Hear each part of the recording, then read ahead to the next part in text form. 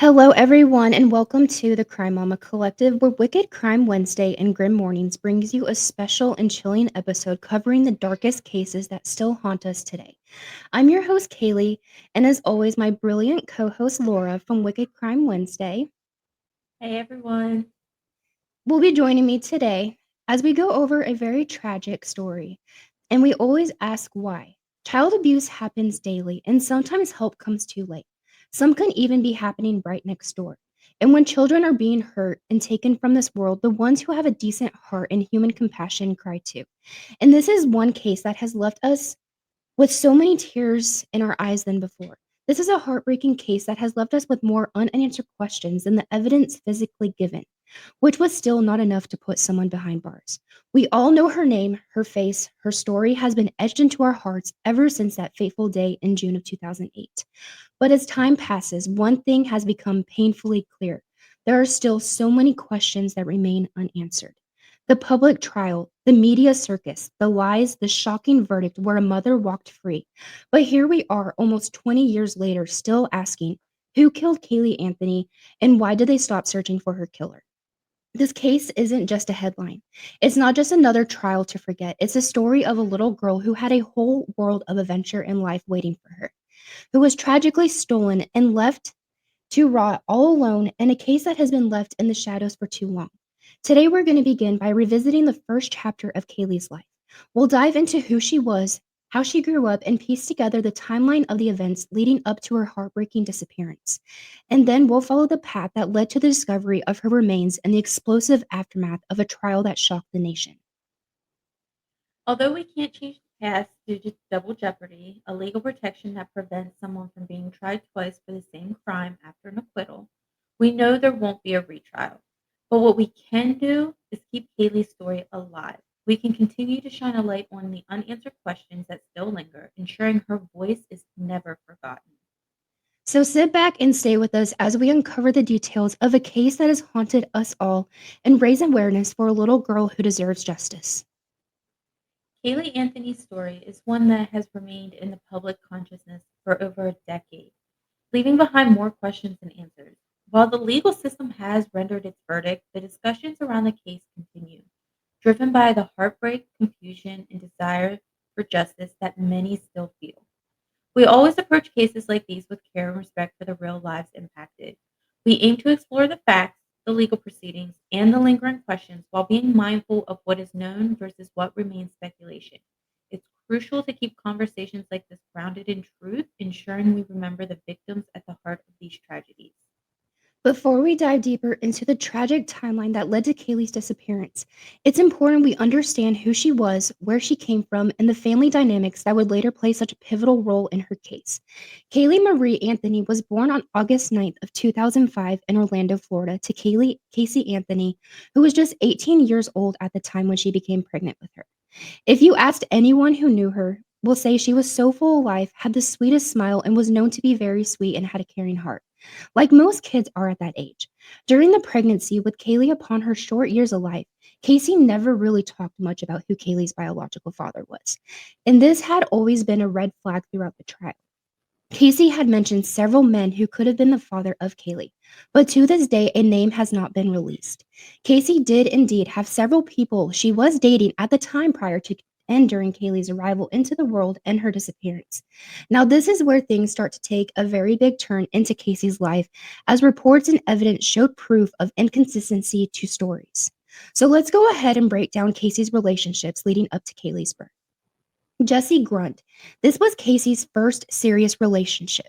They were engaged for a short time, but they broke up in 2006, just around the time Casey found out she was pregnant with Kaylee. Jesse, however, was never the father of Kaylee, even though he did believe he could be at some point. During the investigation and trial in 2011, Casey had made a claim that Jesse had died in a car accident. Jesse was proven to be alive as he physically testified in court, saying that he and Casey did date, but only for a short period of time. That is nothing significant, and that he certainly did not die in a car crash like she had claimed. However, they were engaged for about 2 years, right up until Kaylee was born. And then we have Anthony Lazaro. After her breakup with Jesse in 2006, Jesse started seeing a man named Anthony. They were reportedly dating in 2008, right before Kaylee's disappearance. However, Anthony would later testify that he was dating Casey at this time, but she had never mentioned anything of her having a daughter or a child in general. And as this relationship was happening right in the middle of the first signs something was wrong, this gave investigators a big point of controversy in the case.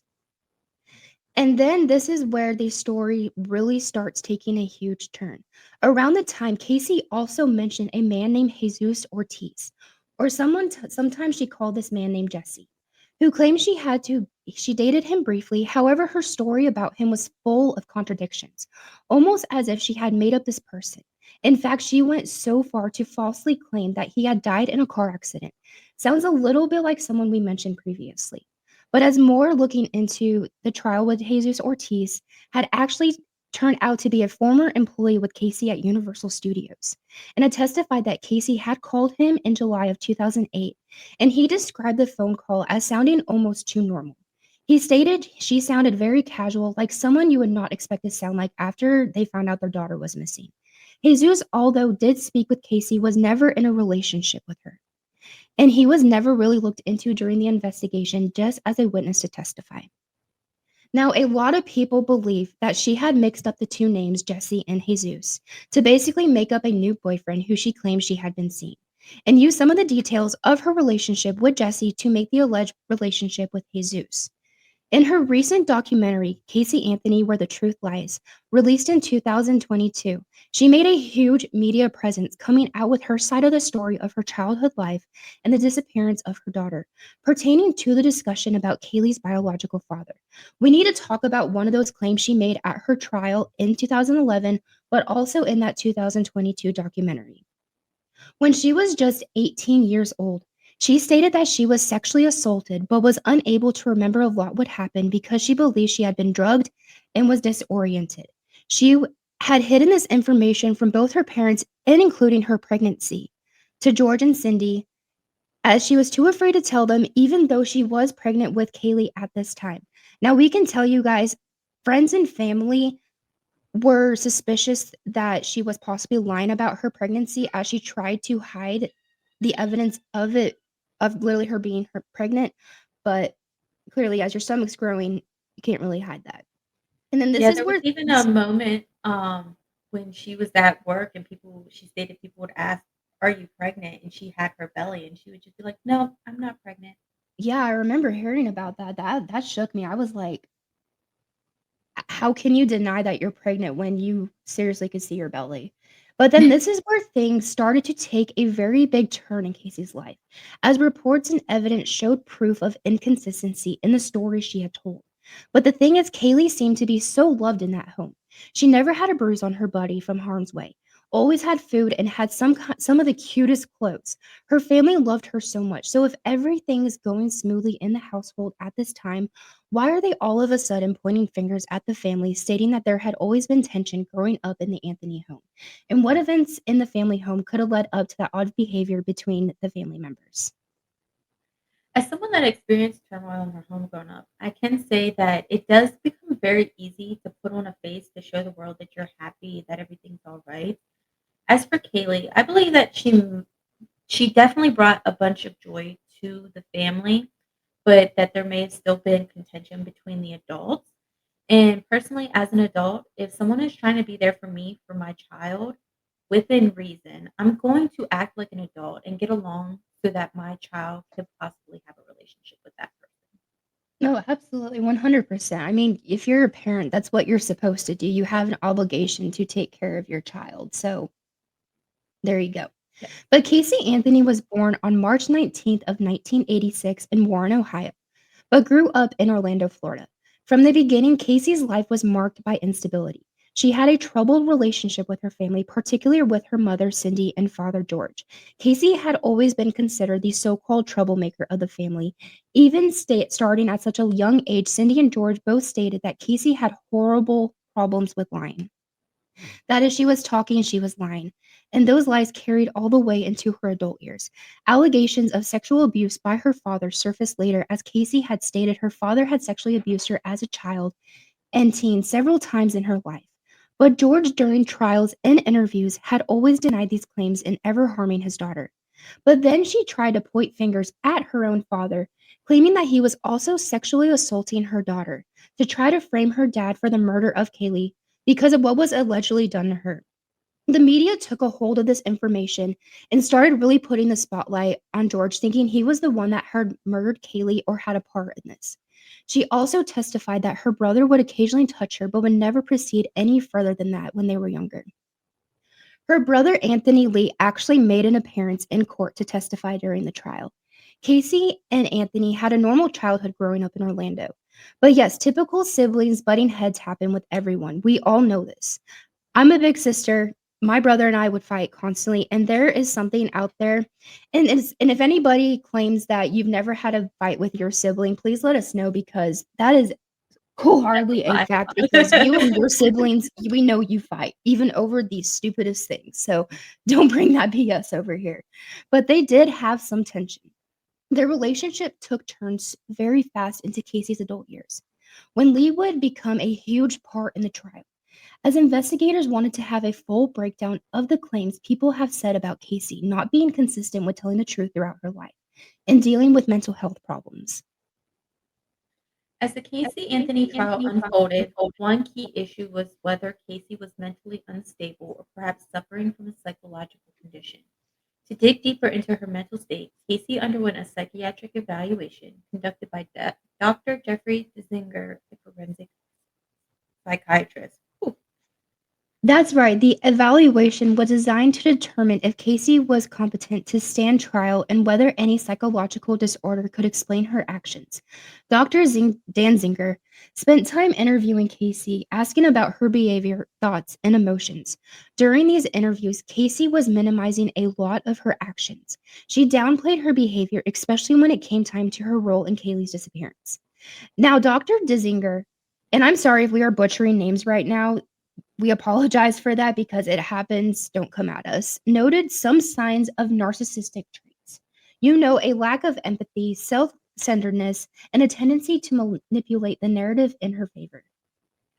Right, but that's what's important here was that there was no major mental illness diagnosed that could have impacted her ability to understand her actions. Dr. Dizinger concluded that Casey was mentally fit to stand trial. In other words, she wasn't insane or suffering from something like schizophrenia that would have made her incapable of being held responsible for her actions. The psychiatric evaluation ultimately revealed that Casey did not have a severe mental disorder. She had some personality traits like being self centered and manipulative, but these weren't enough to claim that she was unfit to stand trial or mentally unstable. So, despite some of her behaviors being questioned, it was clear that Casey was legally competent to face the charges against her. The evaluation became a crucial part of the case, shaping how the jury would ultimately view her actions and mental state. But what about Kaylee's grandfather, George Anthony?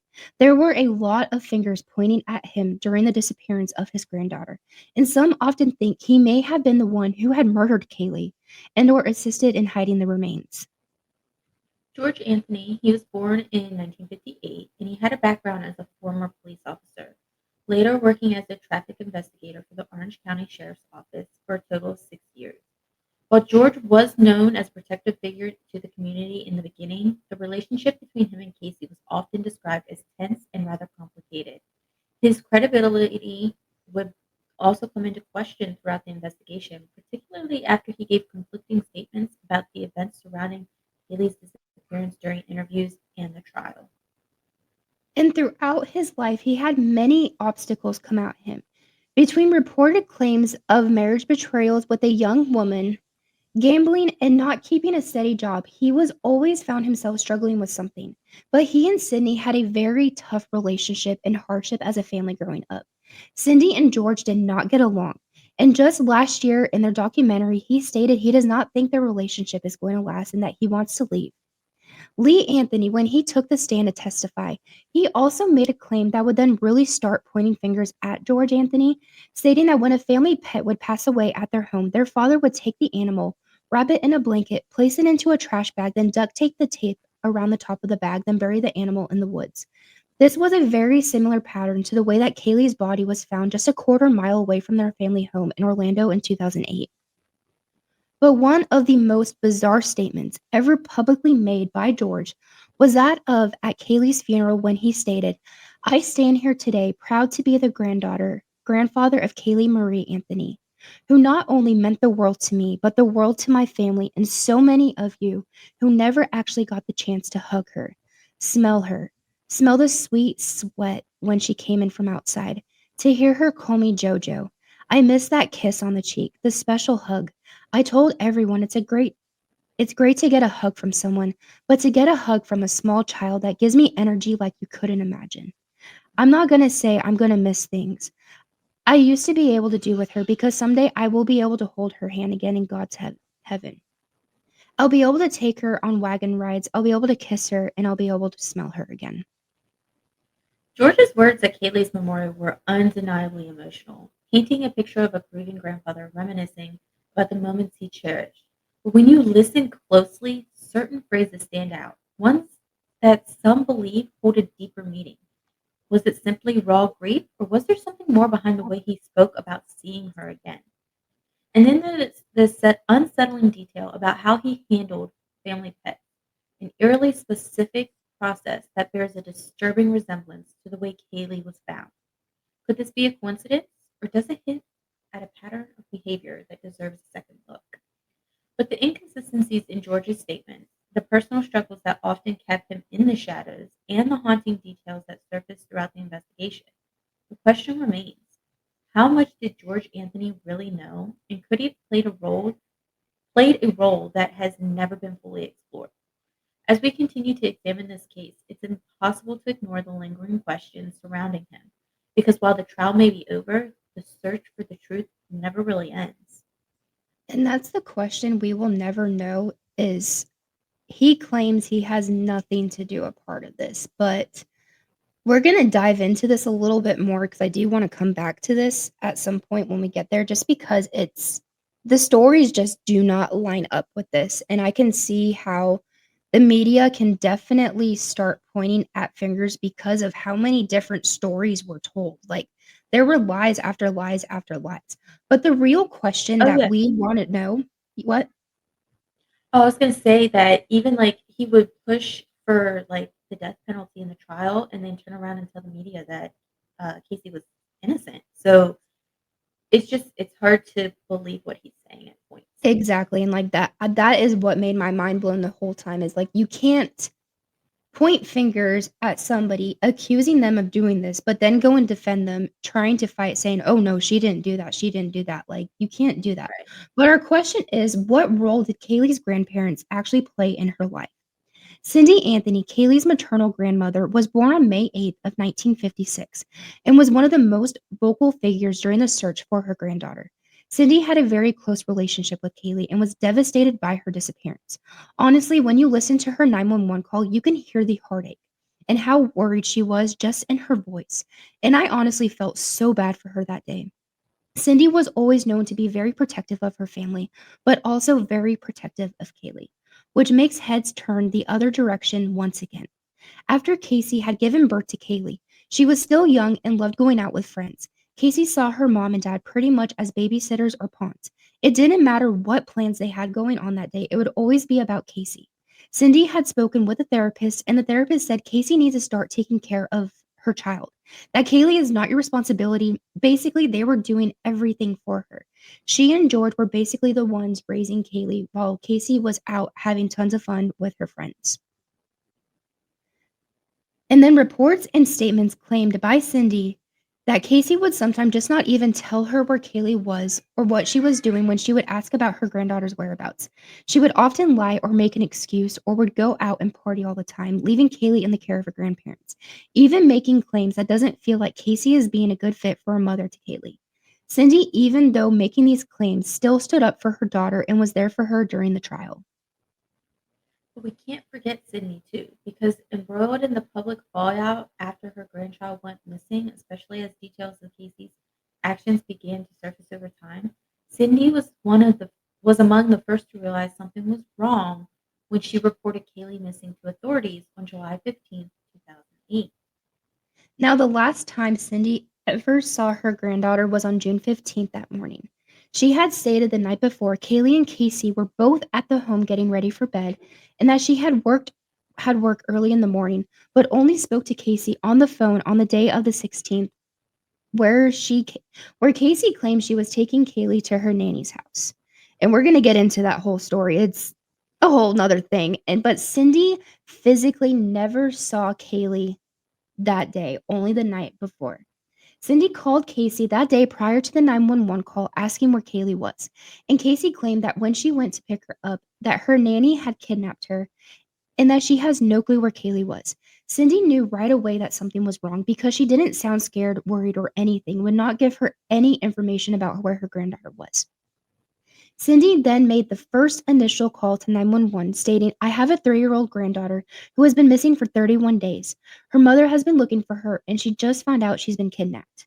She was frantic during this call as she told authorities that she tried to reach out to Casey to find out where Kaylee was during that month, but Casey would always give her some conflicting story. Cindy's husband, George Anthony, also joined in the search for Kaylee, although he was the last person to physically see Kaylee leave that day with Casey on June 15th of 2008. However, the investigation continued. Questions about the family's involvement and the story they were telling began to unravel. He explained in full detail during interviews and trials what Kaylee was wearing that day. But when asked if he could remember what his wife was wearing, he was unable to remember. This was a huge turn that really started to point fingers at George being involved with Kaylee's disappearance because of the alleged claims against him of the sexual assault Casey claimed she had endured during her childhood, and also the claims that Casey had made against her own father during the time that he was sexually assaulting his granddaughter as well. People in the media got a hold of things, accusations easily, and started making up a whole new story of what happened to Kaylee and started to point fingers at her grandpa, basically kind of throwing Casey off into the distance. But the fact he couldn't remember what his wife was wearing, he has been married to her for years. And the fact that you can explain your granddaughter's outfit in full detail, but cannot remember your wife's outfit, that gives off a weird vibe. And we are not making accusations on whether or not these were his intentions, just the facts.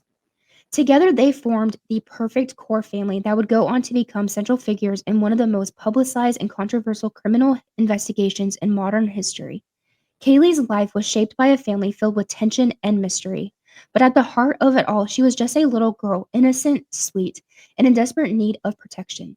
A girl whose voice was tragically silenced far too soon with so many questions left unanswered, especially with the most recent news in the social media world.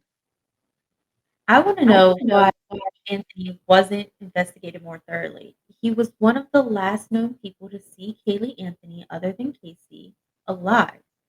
Yet investigators seem to dismiss key concerns. Despite acknowledging that George had lied to them, Detective Allen defended him, stating, being a liar does not make someone a murderer. Investigators also excused George's emotional reactions, suggesting that his background as a former police officer allowed him to remain composed under pressure. Then you have the affair with Crystal Holloway, who testified that George confided in her, claiming this was an accident that spiraled out of control. Yet this revelation seemed to be brushed aside. While we have George's call logs, his location pings were not investigated. Why? Could it be that George's strong push for the death penalty against Casey was more than seeking justice, but rather a way to ensure his own potential involvement would die with her? These lingering questions continue to cast a shadow over the case, leaving many wondering if critical details were overlooked.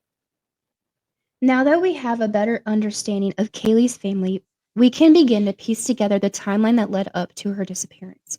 Let's take a closer look at the shocking series of events that would follow starting the last time Kaylee was seen. Stay with us as we delve into the mystery of what happened to Caylee Anthony. All right, let's take a deep dive into the timeline of what happened after June 15th of 2008. That was the last day anyone outside of Casey ever saw little Kaylee, in seemingly ordinary morning that would soon spiral into the tragic series of events. That morning, George, Kaylee's grandfather, had breakfast with her at the family home in Orlando. It was just another normal day for them in their suburban home. At 12:50 p.m., George saw Casey leave with Kaylee in the white Pontiac. Kaylee was wearing a pink shirt, jean shorts, sunglasses, and a little backpack. He kissed her goodbye.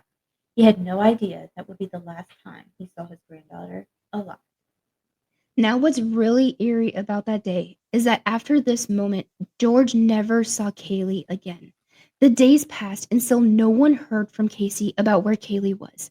Casey doesn't report her missing, nothing. It's almost like Kaylee just vanished into thin air until Casey's arrival back home on June 16th. But the thing is, Kaylee is not with her. A seemingly normal morning, breakfast, a goodbye, and then nothing.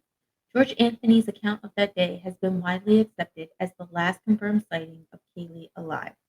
He recalled in striking detail exactly what she was wearing. But here's where things get strange. While he could recount Kaylee's outfit with precision, he struggled to recall far simpler details, like what his own wife was wearing that day. It's a small inconsistency, but in a case like this, every inconsistency matters.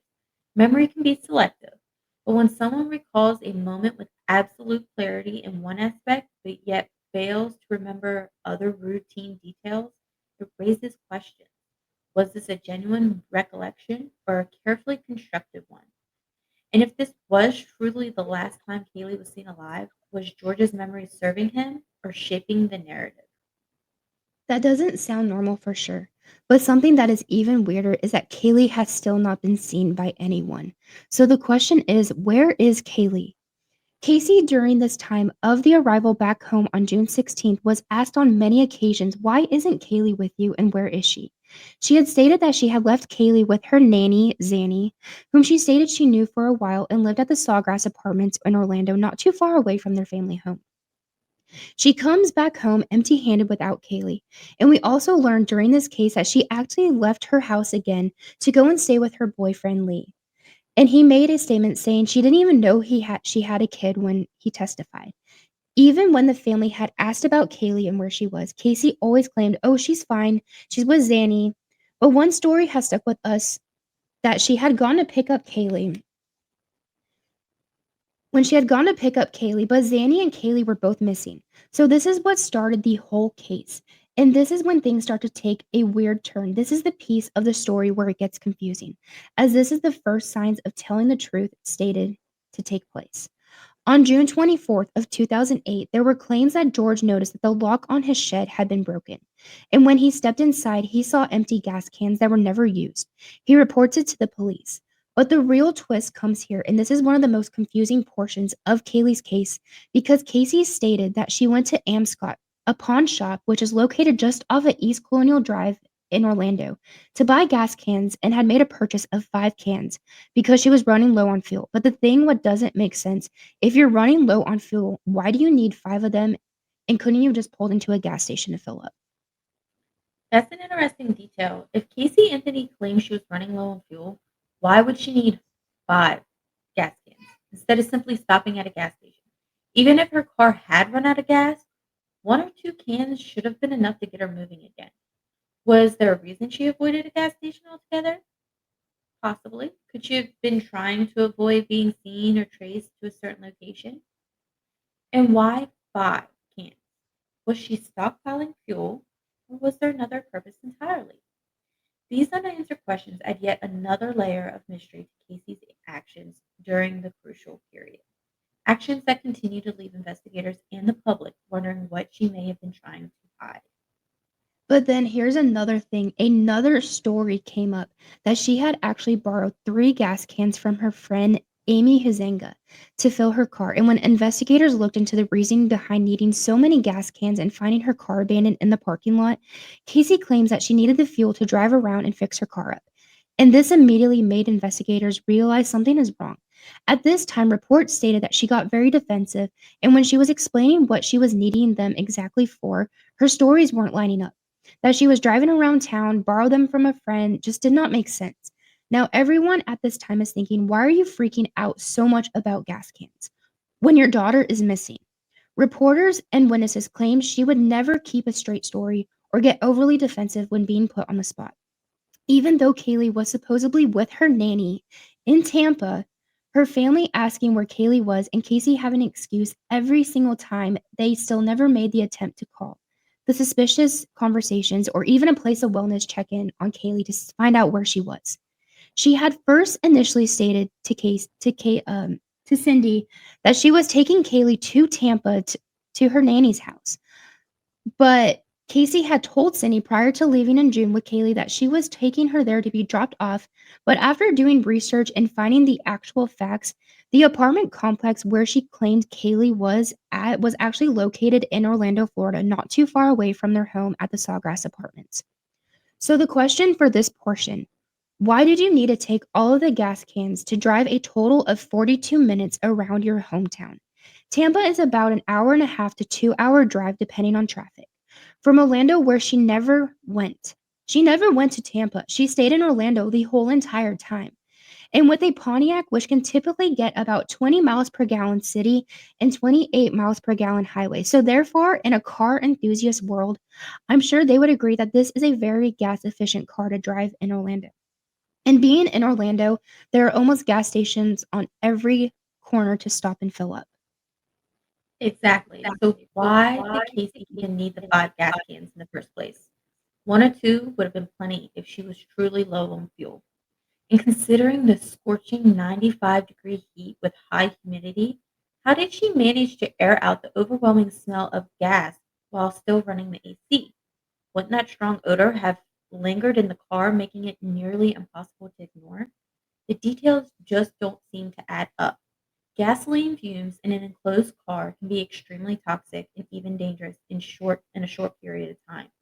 Gasoline emits volatile organic compounds like benzene, toluene, and xylene, which are harmful when they're inhaled. So, in a confined space like a closed car, these fumes can quickly reach dangerous concentrations. Short term exposure can cause symptoms such as headaches, dizziness, nausea, confusion, difficulty breathing. Prolonged exposure or high concentrations can lead to loss of consciousness or even death due to carbon monoxide and hydrocarbon inhalation.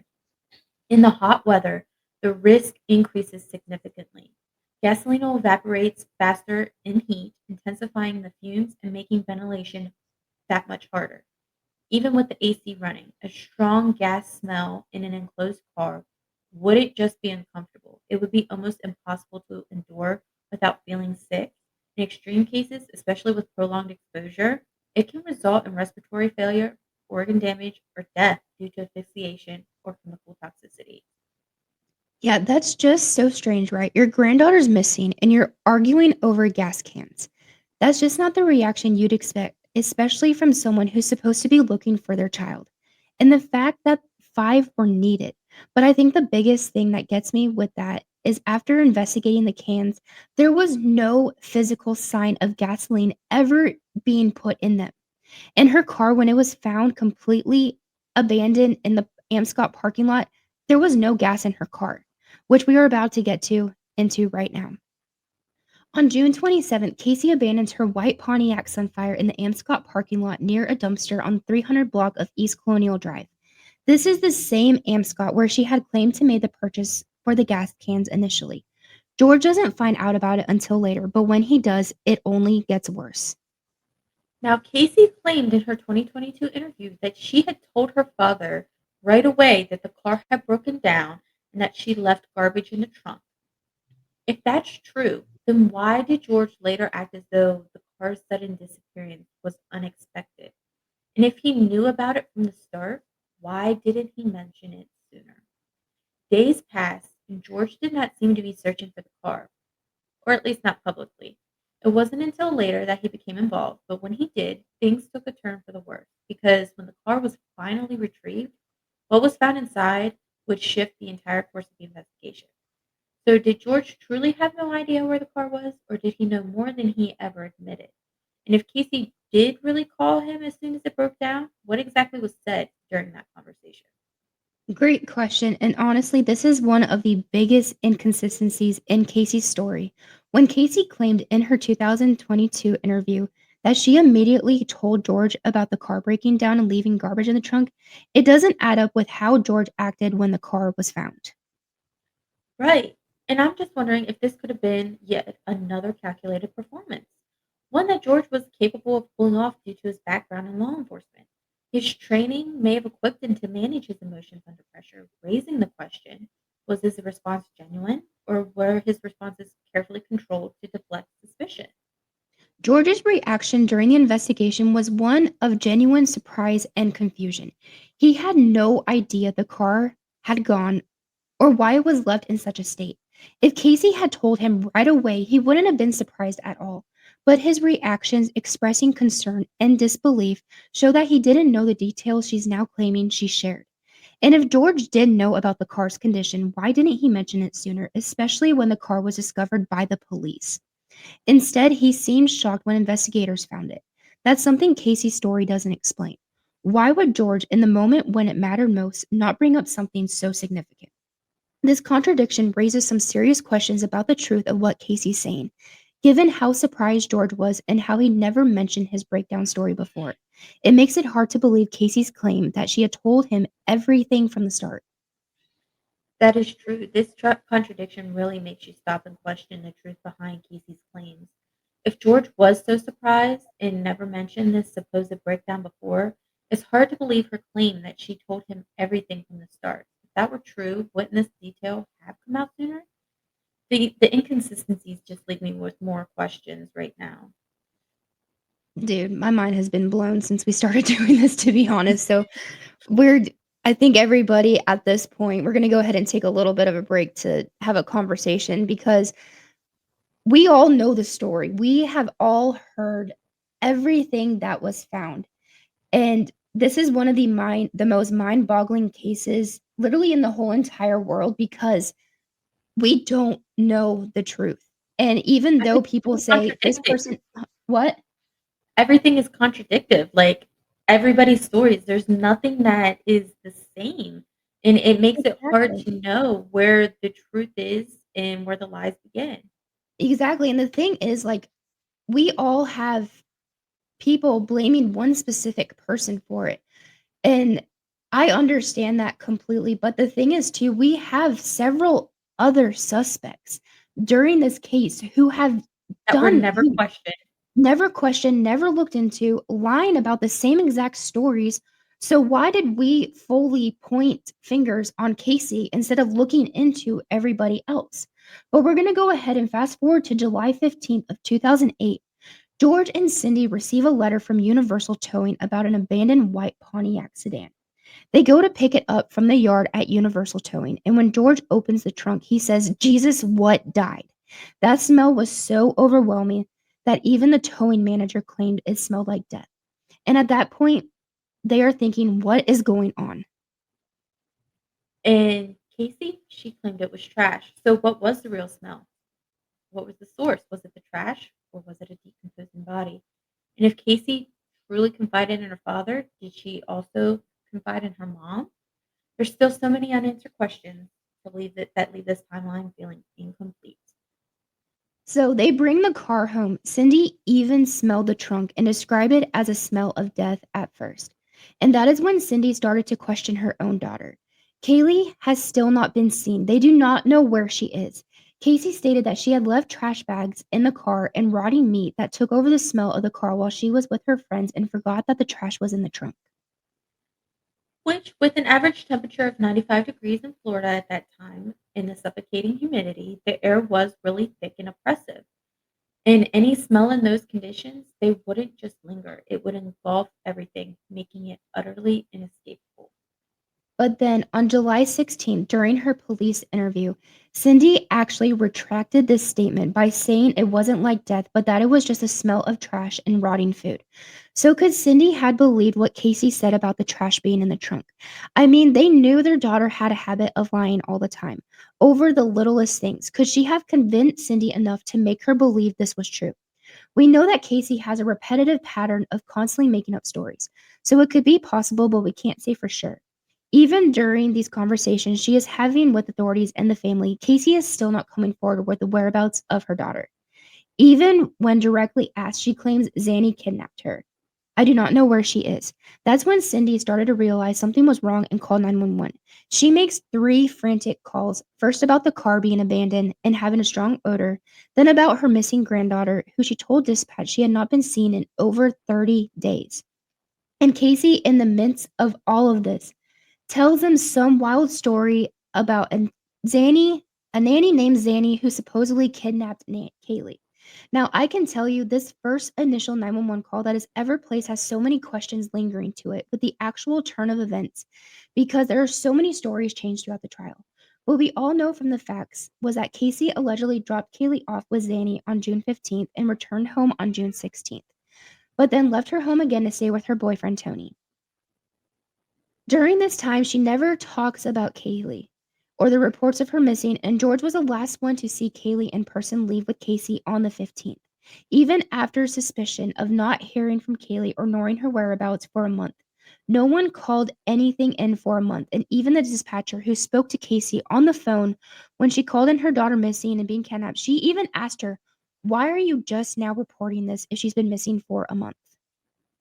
Right, that is just a big layer of contention right there, like, I'm sorry, but my son just fell the other day and smashed his face off the pavement, and my first reaction was, "Get it to stop bleeding," and I took him straight to urgent care because he had Bro, smashed you his went head. right to urgent care. I was on the phone with her. She went, "Oh god, oh god, oh god," and immediately said, "I gotta get off the phone and take him to the urgent care." Poor dude.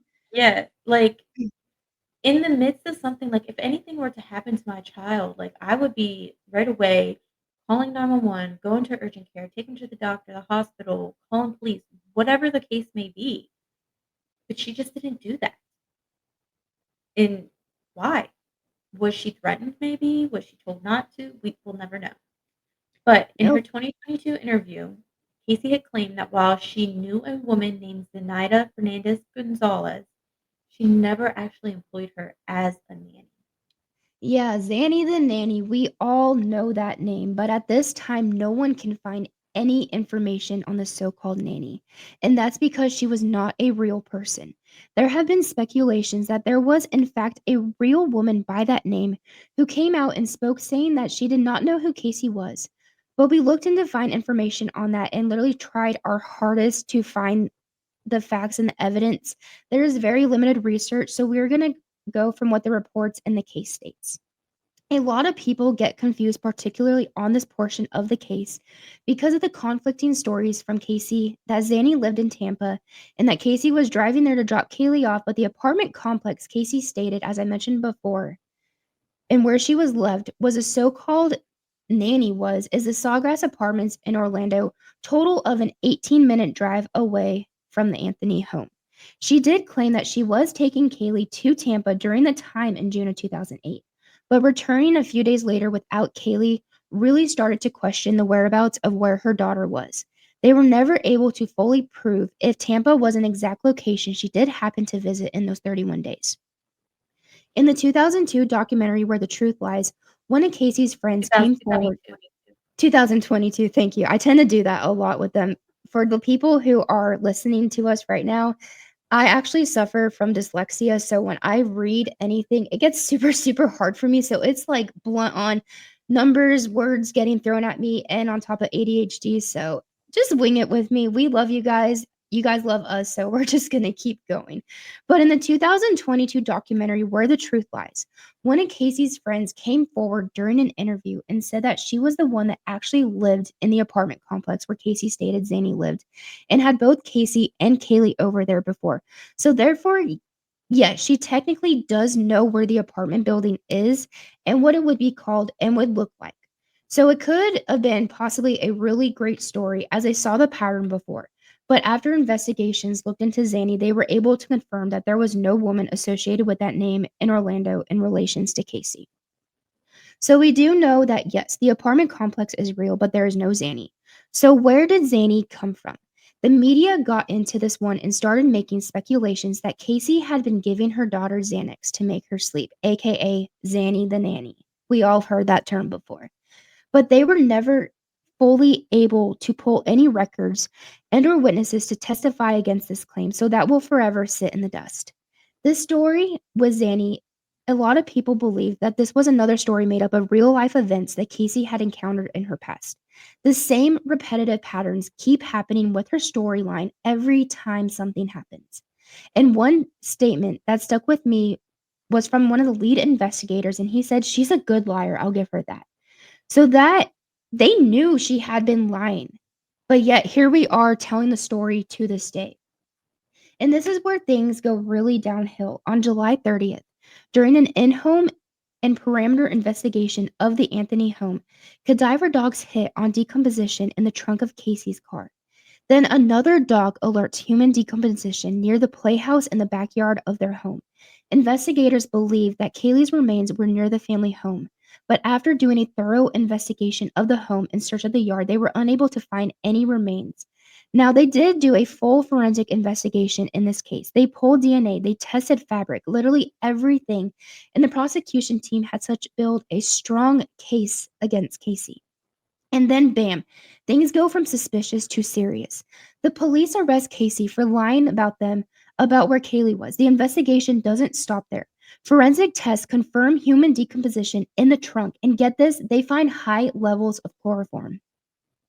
Now, Casey Anthony's defense team argued that cadaver dogs were not reliable science because their findings are based on a dog's interpretation of sense rather than empirical, measurable evidence. They highlighted several key points to challenge the reliability of cadaver dog alerts. One was subjectivity and handler influence. Defense experts claimed that a dog's response could be influenced by the handler, leading to false positives. The lack of standardization. There's no universal scientific standard for training or certifying cadaver dogs, meaning the reliability can vary. False positives or and error rates. Studies have shown that cadaver dogs can sometimes alert to scents that resemble decomposition but aren't human remains. The defense pointed to cases where dogs had falsely alerted to areas with no forensic evidence. Then you have the inconclusive physical evidence. While the prosecution's cadaver dog alerted to Casey Anthony's car, no definitive human remains were found, making the alert circumstantial rather than conclusive. So, by attacking the credibility of cadaver dog evidence, the defense was aiming to weaken the prosecution's claim, and they did that by stating that the decomposition in Casey's trunk was not pointing to foul play. But Um, I mean, these dogs are well trained, literally trained to sniff out human decomposition. They don't just allow any dog, they don't allow a chihuahua, they don't allow a boxer to do these things. These are dogs who are trained to be police officers. So yes, it possibly can happen, but I personally have seen many murder shows and read many cases, and I have never seen or heard of a dog missing a scent. I know you had mentioned that you have seen this before. it very seldomly, but yeah, I have Yeah, seen it like once or twice in uh, some of the cases that I've researched. yeah, and it's like in once or twice, you don't hear it very often happening. But one thing that I think we can all truly agree on is even though there was physical evidence of human decomposition in the truck, and even tested the fabric of the trunk cover, which came back positive, how were they unable to fully put someone behind bars with that type of evidence? There was proof there was human body in the trunk. A strand of Kaylee's hair was found in the trunk. You can't say a small 2-year-old child just climbed into a trunk one day. My son is the same age, and he has never in his life ever decided to climb into the back of my trunk. So it's just My bizarre son's that a this year and a wasn't. half in. Same. Yeah, I mean, they literally run around, get into anything and everything. The minute we go outside to get into the car, he goes immediately to his side of the car in the back seat, never to the trunk. So it's Yep. just bizarre that wasn't enough evidence. How could this just slide?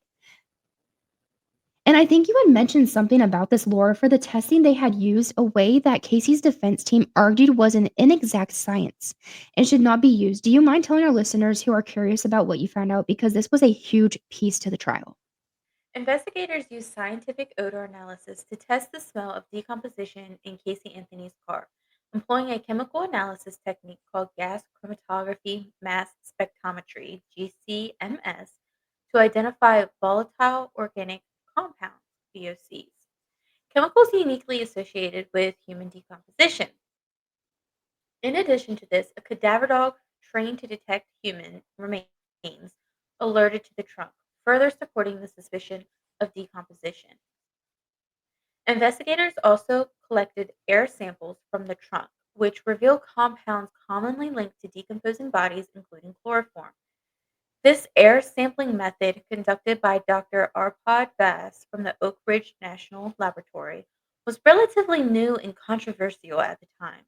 While cadaver dogs and GCMS were established forensic tools, analyzing air samples for decomposition VOCs was still experimental and lacked extensive peer reviewed validation.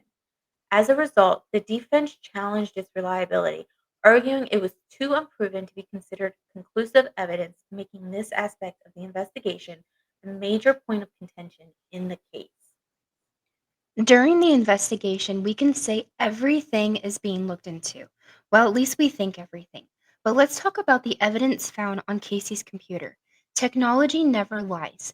Casey had searched for how to make chloroform, which was seen several days prior to Kaylee's disappearance, how to break a neck, and other disturbing things just months before Kaylee disappeared in June. There were pictures found on Casey's computer partying with friends during the time Kaylee went missing and just really looked like she was enjoying her time. There were reports claimed that files were found on her computer of how to remove evidence from a crime scene. But that last claim I just stated, they were actually unable to find any relative explanation and or content to prove this was true. However, the other things listed were found. They knew right they knew right where they found her laptop. It was going to be strong enough to build a very big scenario for the prosecution team in the trial against Casey, as they had proof someone in the home had researched literally how to kill someone and get away with it. That wasn't the only disturbing discovery on the Anthony family computer. On the very day Kaylee was last seen, a search was conducted for suffocation and was done under Casey's login credentials. But when confronted with this, Casey, of course, had a convenient explanation. Everyone in the house had access to each other's logins, meaning anyone could have made the search, just not her. It's a defense that raises more questions. If Casey didn't make the search, who did? And more importantly, why would anyone in that home be looking up suffocation on the very day that Kaylee vanished? And that's the thing we don't know. George and Cindy both blame Casey. Casey blames her father, so it's an endless triangle of he said, she said. Another wild thing is that Kaylee's grandpa was the last one to physically see Casey and Kaylee leave that day in June, even after describing the full outfit she was wearing from head to toe. Did they check the locations of the other family members of the home? Did they track George's whereabouts or Cindy's during the 30 days Kaylee went missing? No. The investigation focused solely on Casey, though there were speculations that George and Cindy may have played a role, either together or separately. In Kaylee's disappearance, ultimately, however, only Casey was charged, and that was for providing false information to law enforcement about her daughter's whereabouts. Despite the accusations and public scrutiny, George and Cindy stood by Casey during the ordeal. They defended her, participated in interviews, documentaries, and even took polygraph tests, all in the hopes of bringing Kaylee home. Though suspicions surrounded them, neither was ever charged in connection to Kaylee's case. To this day, George firmly believes that Casey murdered Kaylee and is now walking free. From the very beginning, he has maintained that his granddaughter was killed by her own mother. As a result, George and Cindy have had no contact with Casey since 2021, convinced that she is responsible for Kaylee's death. It's a tragic, entangled web, one that leaves us with more questions than answers. Did the system fail Kaylee? Did her mother truly get away with murder? Or is the truth still out there waiting to be uncovered? Then, in October of 2008, Casey was indicted on charges of first degree murder and more. But even though the evidence was just piling up and being thrown left and right, you would think with this being the prosecution team, we have enough evidence to charge Casey. There was proof of human decomposition around the Anthony residence, in the trunk of the car, many lies being told to our officers time and time again, and not reporting her daughter missing for 31 days. And all during this time, Kaylee is gone. We can't find her, just vanished. It took the whole community to try to find Caylee. Days in and days out, weeks turned into months, and there was no sign of her anywhere. During the month of August 2008, Roy Kronk, a meter reader who worked in the area of the Anthony home, would often walk past Suburban Drive, which has a very large swamp wooded area, easily walkable from the family home, about 5 to 10 minutes of time. But as he was walking by, he noticed a bag lying in the woods on a few occasions. And just like many people who walk by thinking it's just random trash that someone wanted to throw out, so he never called it in. But on December 11th of 2008, when he was doing yet another routine meter check, the bag is still there in the same location from August, just like he witnessed it the first time seeing it. He knew something wasn't right by the looks of the bag, so he made the call to 911, giving his location near the Anthony's home, and also stating how the bag has been there for months, and he believes that there is a possible body in there and it needs to be looked into. Of course, police arrived immediately, and upon arrival at the scene, they found skeletal remains placed inside a laundry bag wrapped in a Winnie the Pooh blanket and tied with duct tape. Bones were scattered nearby where the bag was placed into the woods, but if you Google Earth search the location, you can easily see how close the main road is to where the remains were found. DNA testing was done on one of the rib bones because it contained just enough DNA to be able to get the full identification of who these remains belonged to, as the body was in severe decomposition. They confirmed the bones to be that of a young child around the age of 2 to 3 years old. Caylee had been missing since June of 2008. It has been 6 months since she was last seen. So they knew there was a case of a missing child, but they never thought it would end like this. Due to a missing child not being reported for 31 days, just right down the street from the Anthony home where investigators searched the home, between the lies being told and the evidence found, the only truth we ever found to be real during this whole entire time that the remains of those were of little Caylee Anthony. Casey was taken in for a DNA mouth swab and came back for a match to the rib bone DNA from the remains found in the woods, which confirmed Caylee Anthony's identity. Confirming after the months long search for this angel, she had been placed to be forgotten just right down the street from her home, where people would pass every single day. And that haunts me and gives me goosebumps just visualizing that scene. Same here, and this just sent shockwaves across the nation. Investigators had uncovered signs of human decomposition near the Anthony home just months earlier, but even more chilling, evidence was also found on Casey's laptop. And Kaylee's official cause of death was homicide by undetermined means due to the remains of Kaylee's body, meaning the medical examiner was unable to determine exactly what had killed Kaylee because everything on her was gone.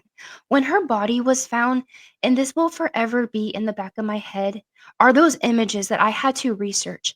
There was literally nothing left of her besides her bones. And she wasn't found in all in one piece in the bag. Her bones were scattered around the woods in the area where Roy first saw the bag. If it wasn't for Roy, we may never have found her. She was placed in a laundry bag, and her shorts, a t shirt size 24 months, were so dirty and had holes in them. The images of her bones being gnawed at by animals, seeing her little Winnie the Pooh blanket, those pictures will forever be stuck in my head. That should not happen to a child. There was I duct tape totally placed. agree there. Um, I'm just thinking, my son, he's 20 months old and he's in size 24 months right now. I could never imagine finding his clothes like that. Like, that just breaks my heart. I don't understand why people do this to children. I really don't. And the biggest thing when it comes time to true crime podcasts, for me personally, I have to know the dirty details first to know what I'm getting into. I will go and find the worst case scenario. I will find the worst pictures so I know what I'm preparing myself for. And I can tell you, this case haunts me every single day. And the biggest part that gets me more than anything is this right here. They found duct tape placed around her mandible to keep it in place, along with finding a heart shaped sticker placed on the duct tape near her mouth, along with strands of hair stuck to the tape. I read the full autopsy report for this podcast, and when I tell you how fucked up this case is, I truly mean that. There were signs that animals had been around eating off of her. But one thing that stood out to me more than anything reading that report was the vegetation that was found around her body. Reports stated that it looked as if someone had intentionally placed edible food to attract wildlife to get rid of the body faster. Now, we have to remember during the time of Kaylee's disappearance, it was hot. Florida got humid and there are bugs everywhere. But the biggest thing is you have people driving by that area every single day, possibly even walking the street. So the question is, did you not hear anything or even see any kind of weird movements happening in those 6 months of the disappearance? And why wasn't that area searched from the get go? Or even a smell, if they claim the smell was so bad in the trunk of the car, how could you not smell a human body rotting out in the middle of the summer to winter months in Florida? We all know what the stench of a dead animal smells like being hit and left on the road, but this was a human body, a little 2-year old body. How did someone not see or hear anything? December 11th, 2008, a day that ended any lingering hope. The search was over, but the heartbreak was just beginning. Kaylee wasn't missing. She hadn't wandered off. She hadn't been taken by some unknown stranger. She was gone. And the way she was found, it was something no one was prepared for. This wasn't just a tragic accident. This was something far more disturbing. A little girl, barely 2 years old, discarded like she didn't matter, left to the elements, hidden away as if no one was supposed to ever find her. But she was found, and what was left behind spoke louder than any excuse ever could. This was no longer just suspicion, this was undeniable. And now the fight for justice would begin. She was left to be forgotten, Laura. Someone placed Kaylee out in those woods to never be found again. Whoever did this to her wanted her gone. A little baby. How could you do that? But by God's saving grace, someone brought her home. One man who was just casually working one day, just in an innocent area, happened to walk across Kaylee's remains. Someone wanted her gone because if they didn't, then we wouldn't be here today fighting for Kaylee just like many others in this world. We wouldn't have to be telling her story year after year about a little girl who went missing and later found dead right down the street from her own home, or about a mom who got charged with first-degree murder and then walked free. So, of course, you're going to have the world be mad at you. Exactly. Someone wanted her gone because if they didn't, we wouldn't still be here year after year after year telling her story, demanding justice. We wouldn't be revisiting the heartbreaking reality of a little girl who vanished only to be found dead just down the street from her home. And we wouldn't be grappling with the fact that her mother, once charged with first degree murder, ultimately fucking walked free. So, And of I do course, not the world is understand that. fucking angry. The world is fucking angry. How could they not be?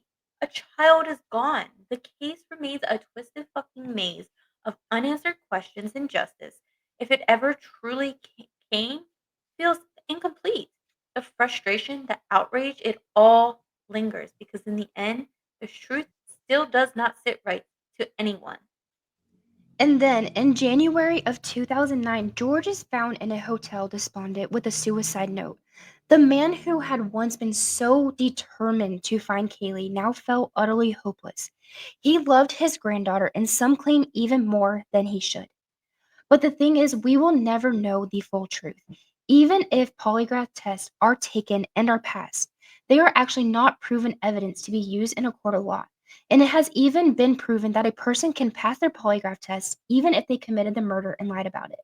They did a trial run unrelated to Kaylee's case to see if it was possible to pass a polygraph test even if you had already pleaded guilty and admitted to the murder.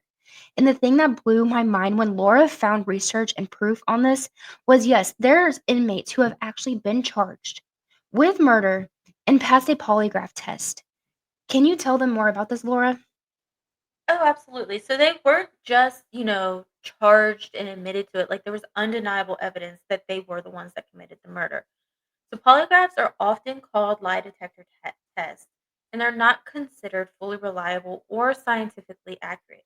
While they measure psychological responses like heart rate, blood pressure, respiration, skin conductivity, these responses don't directly indicate lying. Instead, they reflect stress or anxiety, which can be influenced by many factors beyond deception. So here's why polygraphs are controversial. They have high false positives. An innocent person might be extremely nervous and fail the test. I'm someone that would probably not pass the test because I have high anxiety and I would probably fail it because of that. They Same. have false Same. negatives, a skilled liar, or someone who remains calm under pressure might pass. So a cop or someone that or like a doctor, someone that's, trained to stay calm during immense pressure already knows how to control their emotions that they could easily pass this. They are not admissible in most courts due to their unreliability. Polygraph tests are generally not allowed as evidence in a courtroom. They're easily manipulated. Some people use breathing techniques, tensing muscles, or other tricks to influence their results. So while law enforcement still uses polygraphs as an investigative tool, they're far from foolproof, and many experts and scientists consider them junk science when it comes to proving guilt or innocence. That is a lot. That is a lot, and hands down, I would so fail a lie detector test because high anxiety happens. We Everybody in this world who has anxiety knows it is so hard to calm your nerves, especially when you are in a moment of "What the fuck did I just get myself into?" Oh, situation. oh, for sure. You tell me, "Hey, I need to talk to you." My brain instantly goes to, "Oh, shit, what have I done? What Yeah, is wrong? literally. Like, how did I piss this Exactly. person off?" Exactly. So the thing with what we can come to is that, yes, possibly accusations that have happened, but we cannot say this happened or this did not happen because we simply do not know, and we probably won't ever know. So for his first suicide attempt could be taken over by the fact that he's not going to be seeing his granddaughter again. Never be able to watch her grow up and be the family, or was there something far more dark than what he was just unable to handle, therefore he wanted the pain to end? My thought is, why would he even consider this? So I know Kaylee's remains had just been found, but I would personally expect him to want justice, maybe possibly even revenge for his granddaughter. So why would his focus be on finding the truth, on making sure the person responsible paid for what happened? Because at this point, no one had any idea. They had no thoughts of what happened. But instead, his actions raised even more questions. And we still don't know why to this day. Exactly, and typically, yes, you would think that exactly what you said, that somebody's you just wouldn't be able to handle that, but I don't personally think it would be deep enough for somebody to keep on flabbergasting pretty much about how miserable their life is, and I'm not backing anybody up on this case who has been a suspect, as I have my own personal opinion, but the thing is when we start talking about suicide, it starts to hit deep on different levels because we don't know for sure if this was specifically pertaining to Kaylee's disappearance and her murder, or if there were more underlying issues going on inside the Anthony residence. But we do have to Right, like the acknowledge that accusations too that yeah, Casey pushed through, like the sexual accusations, on top of finding out that his daughter was or granddaughter was, dead at this point or missing. It can definitely push someone over the edge, but at the end of the day, I don't know if I personally would choose to try to do this or if I would push to because I would feel like I would want answers more than anything before I would oh, jump yeah. to anything else. Yeah, absolutely, like, I'm the same exact way. I would definitely want answers. I would not want to take the not really the easy way out, but I wouldn't want to suffer with knowing that I didn't participate in finding who murdered my granddaughter. But we have to Right. acknowledge that mental health does happen. And some people unfortunately have so much baggage and darkness following them that they want the pain to go away. This happens a lot more than we like to imagine, but for George, we will never fully know the real reason behind this. He claims he just wants to be with Kaylee and that he is miserable with his life and wants a way out. that he just can't handle it anymore. So it could be possible that he's just ready for this pain to go away. Right. And before we go back into the case, well, I just want to let people know that this portion of the story can be very triggering for some. And we want you to know that this is not our intention. This is a worldwide case that has hit media news, but sometimes cases like these can cause triggers. And so this is just, that trigger warning that we want you to know that there is darkness, following people. Sometimes it's easy to say, I'm done and give up, but just know that you are strong and you have people who care about you. So if you or someone you know is in need of support, the National Suicide Prevention Lifeline, now called the 988 Suicide and Crisis Lifeline, can be reached by dialing 988 in the United States. This is a free, confidential, and available 24/7 resource to help any individual in crisis or someone who is experiencing thoughts of self harm or suicide. If you are in immediate danger or need urgent assistance, please don't hesitate to reach out. For those of you outside the US, there are similar services available depending on the country. Let me know if you need help finding the resources for another location because I would be glad to do my research and get that information for you.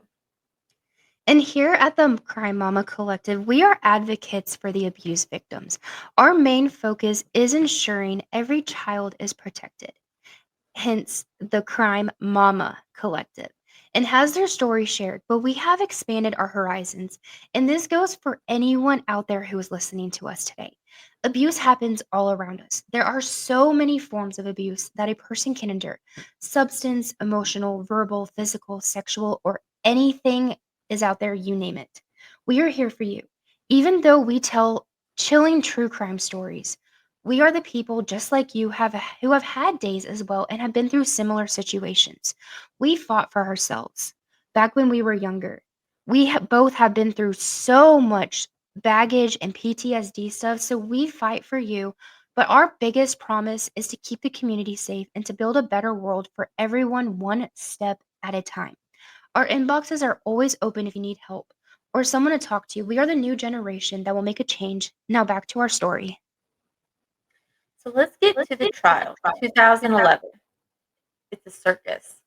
On top of the evidence collected in 2008, human remains down the street from Casey Anthony's house belonging to Caylee, human decomposition found in the Pontiac near the playhouse, the stories that were changed so many times, down to the evidence of a planned murder found on her computer. They had charged Casey with first-degree murder on October 14th, 2008. Her other charges were aggravated child abuse, aggravated manslaughter of a child, and falsifying information to law enforcement. And after that long, hard trial between witness statements, the evidence testifying from all parties of the Anthony's home, and our biggest suspect, Casey Anthony herself, we all know what happened. But when you physically have the words come out of your mouth saying that the jury ended up finding Casey Anthony not guilty of murder, but guilty of lying to the police. She was sentenced to 4 years, but that was credited for time served, already spending 3 years in jail awaiting her trial.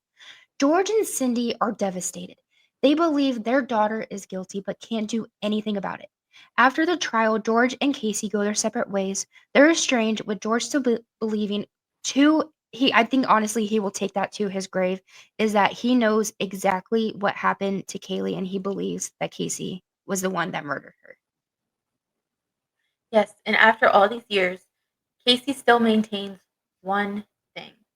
She believes her father was involved.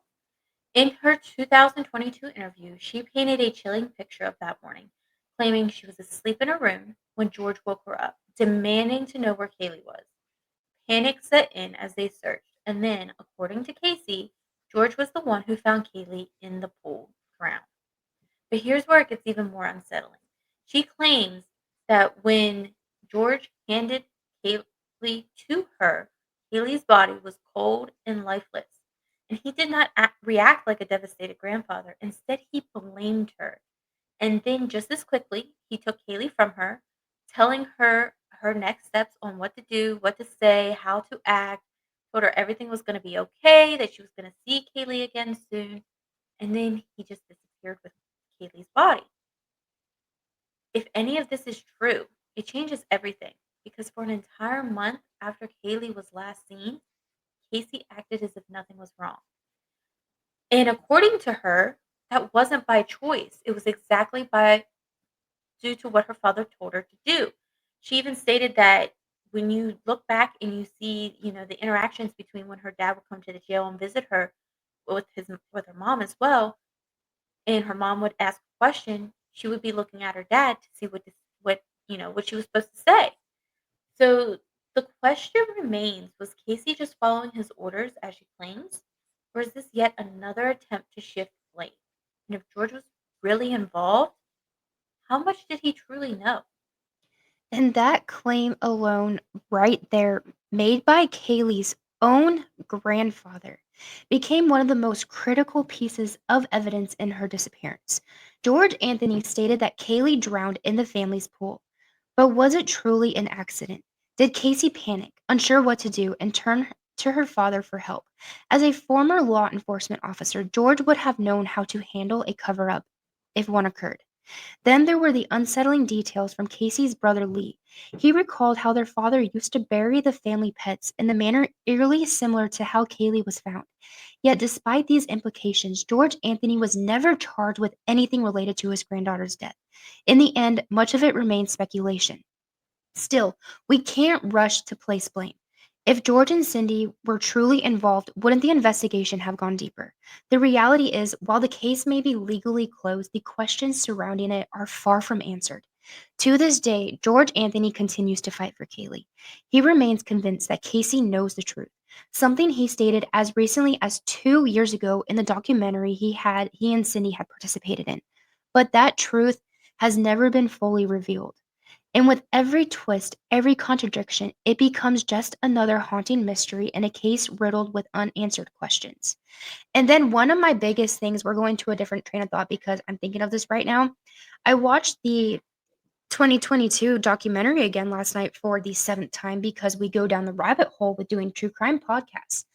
And the statement that George had made saying that I'm gonna have to be forgiven for whatever I done, that it's only gonna have to be, her who's gonna have to tell me what I need to be forgiven for. What does he mean by that? What is that exact meaning? Because, honestly, I'm not defending Casey at all, I'm not defending George. When I saw that statement made in that documentary, my heart shattered because I'm thinking, What does he "How know? did we miss this?" Like, What does he truly know? exactly. And then on November 26th, just shortly after his first suicide attempt, George gets into a car accident in Seminole County, Florida, and severely injures his neck. A note was found in his car expressing feelings of complete hopelessness and despair. The note was very short and vague, but from what reports suggest, it sounded like at the time of the crash, he wanted to just end his life. George had lost control of the wheel and hit a guardrail, causing his neck to break. But the exact cause of the crash is not unknown as he was the only one driving on the road in the early morning that day. Right, and going back to what you said about that interview he did. So, after the accident, um, he had stated, and this is the direct quote, "I need to be forgiven by her, my son, and other family members and friends I care so much about. Forgive me for what I have done to all of our lives." The interviewer and Cindy then asked him what he needs to be forgiven for, and his response was, "I don't know. I guess that is something I'll have to wait to hear from her." So I want to know if her is meaning Casey, if it's meaning Kaylee, possibly, like in the afterlife. Like, who is her that he needs to hear that he needs to be forgiven? What could he have done that was so bad that he made this chilling statement that not only made the interviewer pause and be like, "Wait a second," it made his wife, like, she jumped and, like, twisted and was looking at him like, "What are you talking about?" Dude, I've So, never what was seen it that Cindy. he needs to be forgiven for? Exactly, and that interview, I've never seen Cindy go off on George like that before. I That mean, was the she most she flipped was right like, around "You nuh-uh, we're not in doing this. in I'm walking away." in this tragedy, but It's this it is yeah. absolutely insane, that whole entire statement, and that is the biggest question that a lot of people have pertaining to George. If you don't want the media to look at you and or portray you as a monster for possibly murdering your granddaughter, why do you keep making accusations that will start to make you look suspicious? I mean, if that was me in that position, and if I truly knew something, I would just be like, "I have something to say. I did it. Put me behind bars. I'd rather go and spend my life in bars knowing that I came out with the truth instead of trying to lie." And honestly, I could not live with that guilt for the rest of my life, knowing if I did know something but never said anything to anybody. And during the whole trial, there were so many stories that changed time and time again. I mean, I get it. Talking in the heat of the moment, words can come out, sometimes slip out when you're riled up and or burned out. But this happened so many times throughout the 3 years during the trial. Either you speak up and say something or just stay quiet at this point. Now George still Right, speaks and I would pause for a second. There was something yeah. I noticed too, um, when rewatching and doing my research is when there was being something said in the trial, George was in court every single day for every part of that trial, sitting in the back listening to everyone's testimony. And then when there was a question of, you know, they needed a blank filled in, he was right there filling those blanks in. How? But then as soon as he would leave the courtroom, he'd go out, "I don't believe Casey did this. I'm gonna defend her. I'm gonna stand by her, blah, blah, blah," the whole 9. Then he'd turn around, go back in court, push for the death sentence and on his own daughter. I don't know why he was pushing for that death sentence so bad for his daughter. Like, I get it, like, you believe she killed your granddaughter, but I don't know if I could push to have my own kid killed for doing something. I mean, it's a horrendous thing, but I don't know. I don't think I could push to have my own kid killed. I don't think I would be able to do that either, and you just hit me with questions and I'm like, "Okay, Laura, why are you making my brain go down the rabbit hole again? Because now I'm gonna go do some more research to find out what are the possible scenarios that could have happened." Right, But the and biggest thing is that was even another thing. Clint House, in the 2022 interview, and, Kim Campana, I can't remember his first name. When they were told that he was pushing for this death sentence and then, but turning around and, like, having her back, they both had to pause because they got sick to their stomach, like, wondering why he was pushing so hard for the death penalty as well. They couldn't believe it.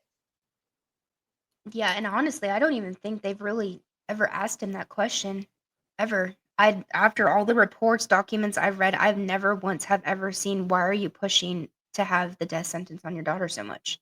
Yeah, did Cindy push for it like he did? I'm not sure. I didn't really see much of her No, pushing the back. only thing from what I can tell of Cindy's behavior, personally, I think she just had a really narcissistic trait. I think that she had so much controlling tendencies in her family of trying to possibly be the homemaker. I mean, we heard testimonies from her son, Lee, and all that stuff, like, we knew she was a good mom. We knew that she adored Kaylee and always made sure Kaylee was taken care of. So, personally, I don't think she would have done that because even during the trial and murder charges of Casey Hamptoning, happening, all this stuff going on, she was still texting Casey almost every single day, even after she got found not guilty. So, I think they kept their relationship easier than what Casey and George had.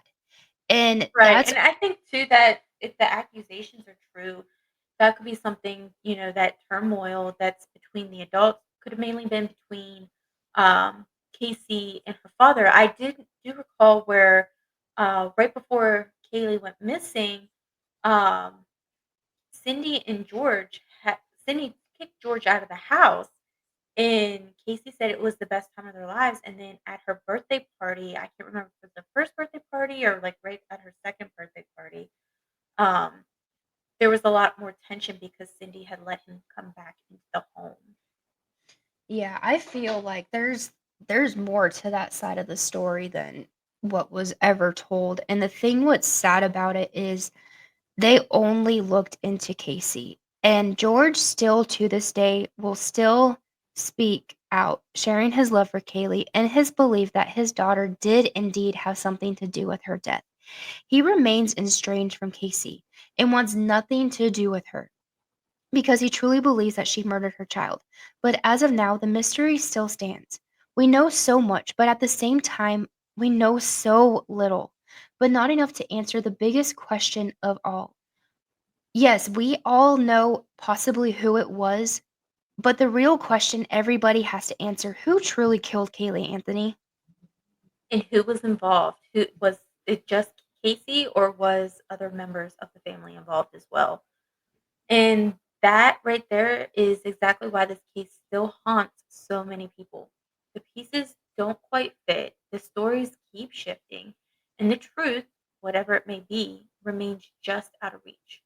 George Anthony's claim about Kaylee drowning in the pool was a major moment in the case, but was it a confession, a theory, or a desperate attempt to explain the unexplainable?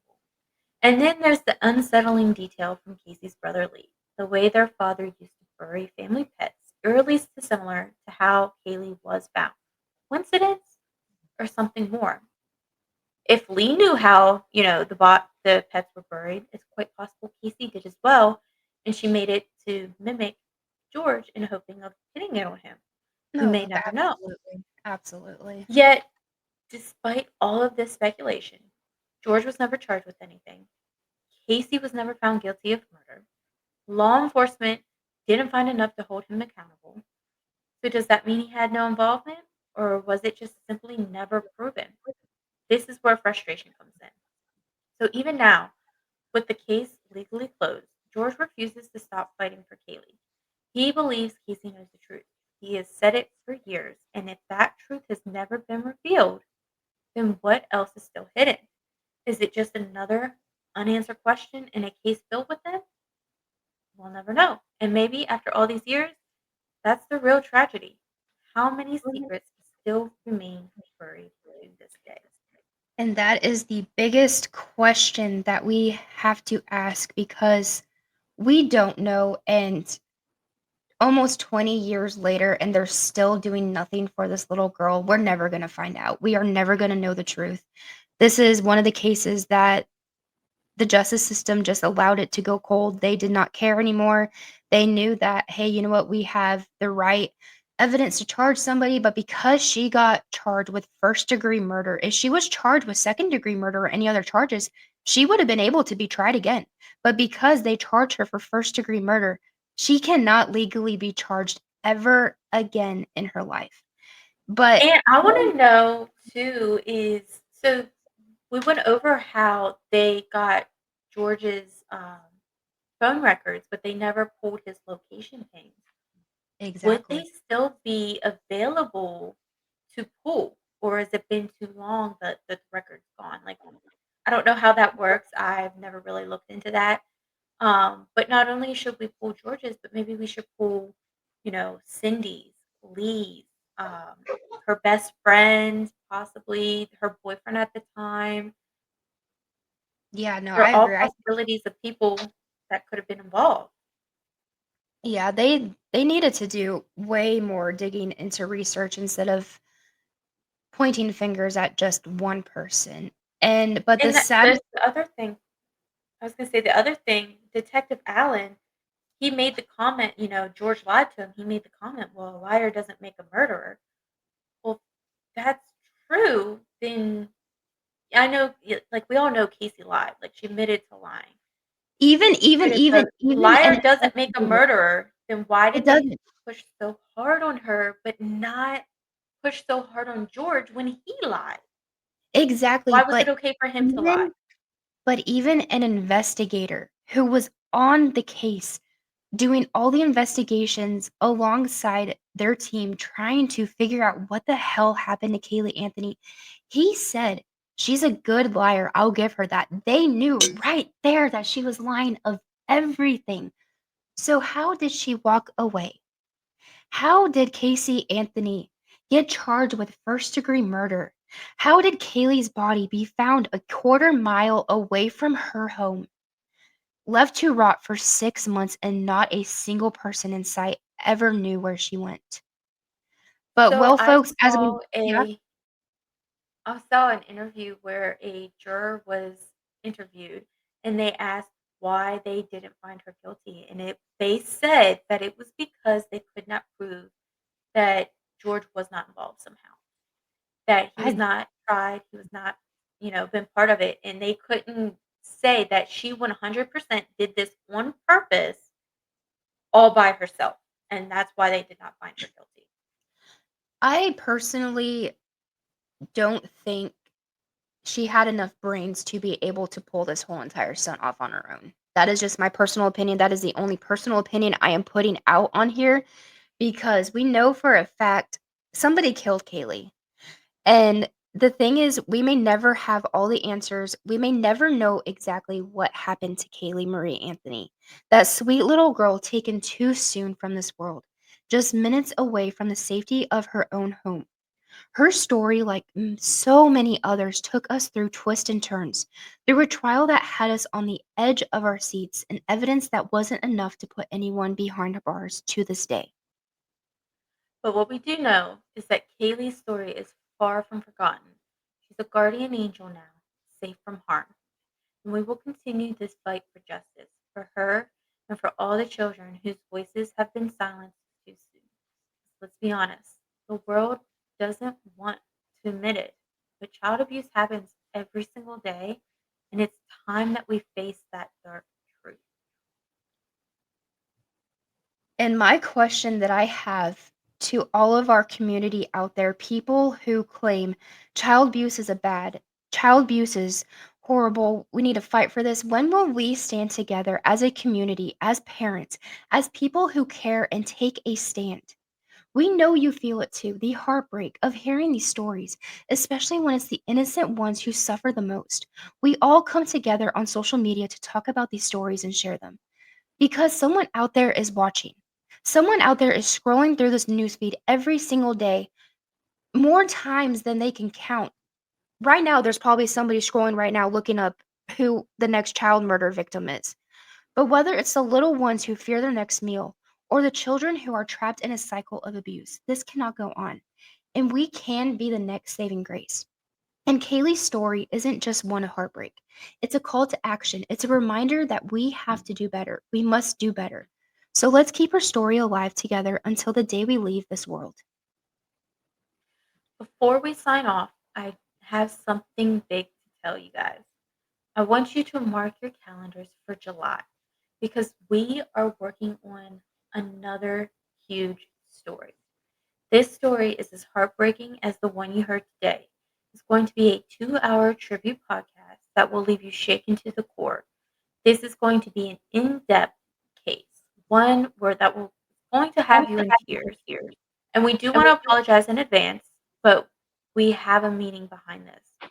We have teamed up with the community to create a tribute video to honor a baby who never had the chance to live her full life. In fact, she only lived to 5 months old. Yep. And I'm grabbing my tissues right now because this story I first tried to read back in 2010 and I could not do it because it is now known as one of the most brutal acts of child abuse ever known in the world. And I have been waiting to get this story out to the world because this one hits home for me. Trust me, you'll want to grab your tissues for this July's 2-hour special. On the fateful night of July 18th of 2002, Brianna Lopez lay in her crib cold and completely bruised from head to toe, alive but just barely and alone. She took her last breath a little after 11 a.m. on July 19th at the University of New Mexico Hospital after a 911 call was made that morning by Stephanie Lopez, Brianna's mother, about an unresponsive infant who fell out of her high chair. It would sound like a typical child injury case. Who would have taken the dispatch call? However, when Brianna was taken to the hospital, the doctors and nurses immediately knew something was wrong. They had tried their best to revive Brianna, try to save her life, but it was too late. Shortly after her arrival, little after 11 a.m., Brianna took her last breath. The doctors and nurses immediately noticed severe bruising all over Brianna's head, her arms, legs, and ribs upon arrival, but were focused on trying to save her life. Her whole body was bruised from head to toe, new bruises on top of old bruising. And that's what they said. This was no high chair accident. This baby had been severely abused for weeks, if not months. This story that we will cover is one of the most brutal acts of child abuse ever reported in history since the early 2000s. Her case lit up the whole world. In 2010, like I stated before, I had tried to read a case as I was working on a project for child abuse kids. And being a teenager, I couldn't do it. I waited until December of last year to finally read her full story, and it makes me absolutely sick to think that she lived this way. Her family does not claim her. They will never claim her. So we are warning you guys ahead of time to please prepare yourself for this one. The story is not for the faint of heart. We do not want to make people feel uncomfortable, but the reason we want to bring light back to this story is they have already released her mother in 2016, only serving half of her sentence. Her father, Andrew Walters, has a hearing this year for the possibility of early release, and that is as early as October this year. When I found out about this, I was fucking pissed. The story I read about a little 5-month-old baby who couldn't talk and never had a single toy, a hug that she so desperately needed, and could be yet having another one of her killers released. I looked around my house and saw my son's items that he plays with, and I said, "What kind of monster does this?" I fight for kids because I have a son who changed my life and made me the woman I want to be today. This case is personal to me, and I am not going easy on this one because we need to make sure justice is served and honor her name. But for now, let's stay strong for each other and for our children and remember that every voice counts. With your support and help to make a change, this year we have a big focus on being real advocates for children. I like what you did there with the real advocates because we all know what that's referring to. So, before we go on, we do have something special for you for our fellow mamas and daddies out there who have been showing so much love on TikTok, Facebook, Instagram, and literally coming together on child murders. We have our very first ever t shirt available on our TikTok shop. Justice is for mamas. I'm sorry, justice is a mama's promise and is a daddy's promise too. Because when one mama weeps, we all feel her pain. And when fathers stand tall, they're going to set the world ablaze to protect their family. It's more than just a shirt. It's a promise to stand for those who can't stand for themselves. It's a statement, a community, a movement. And half the proceeds from every t shirt that is sold will go directly to support nonprofits working to end child abuse. And dads, you can support this with your ladies too. So let's raise our voices, stand tall, and show the world that we're not backing down. So you can grab your shirt for just $20 on our TikTok shop. And remember, half the proceeds, so yes, $10, will go to a GoFundMe account created by our podcast channel to help those on the front lines in child abuse advocacy. Once we hit our 500 goal, that money will go straight into supporting local resources in Savannah and in Richmond, Virginia, Savannah, Georgia, Richmond, Virginia, and nearby areas, helping foster parents, or I'm sorry, helping foster kids, providing clothing and food, and so much more. This is one of the biggest projects and announcements that we have coming to the Crime Mama Collective this year because Laura and I have come through a very rough childhood ourselves. We have been through similar situations and we're young. We are literally still in our 20s, getting ready to be into our 30s, but we consider ourselves the older generation and we don't believe in the way how things are being done now. And we want to protect children. We want to save children. We want to make sure that They have a meal. We wanna make sure that they have clothes on their back, have useful resources to be able to go and talk to somebody, helping assisting with therapy. If we expand past our $500 goal, that would be insane. I would love to see us get a huge GoFundMe account to where we can expand across the whole entire United States. Because here at the Crime Mama Collective, we can be that change and we will be that change. So, thank you so much for tuning into today's intense episode. We know it wasn't easy to hear, but Kaylee's story deserves to be told. And so do the stories of so many others. From the Crime Mama Collective, remember, watch carefully because sometimes the monsters aren't the strangers lurking in the dark. They're the ones you trust the most. So until next time, stay vigilant, stay strong, and always, always stand up for justice because mamas don't fuck around. Hell no, we don't, babe. No, we don't. Peace out, everybody. Catch you on the next time. Bye, guys.